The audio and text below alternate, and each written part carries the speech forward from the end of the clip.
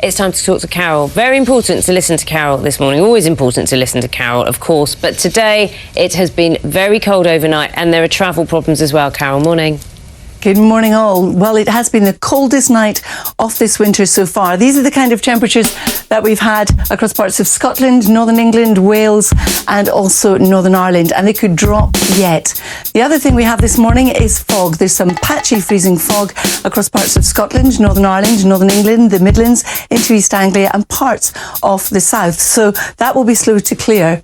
And then there's the widespread risk of ice on untreated surfaces. Now, later on in the day, this area of low pressure is coming our way. It's going to introduce strengthening winds, initially some rain and then some sleet and snow, and the snow could prove to be disruptive.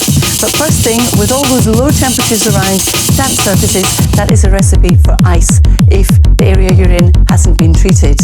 Now, as we go through the day, for many of us it is going to be dry. There'll be some sunshine, the fog will slowly lift for most, and then you can see the wind strengthening in the southwest, and we've got the first signs of some rain followed by sleet and snow, and this is what could be disruptive. In the Channel Islands, you're more likely to have rain and sleet than snow.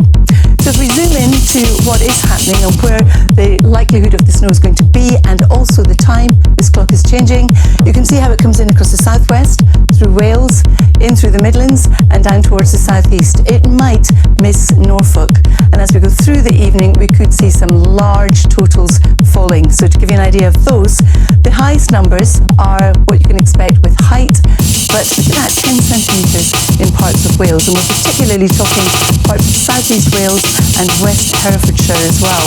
3 to 7 as we push further south. On the actual south coast itself, you could well see a little bit of snow falling from Sussex to Kent, but at the other end, Hampshire and Dorset, it's more likely to be sleet or rain that you see right on the coast. Come inland and it's a different story.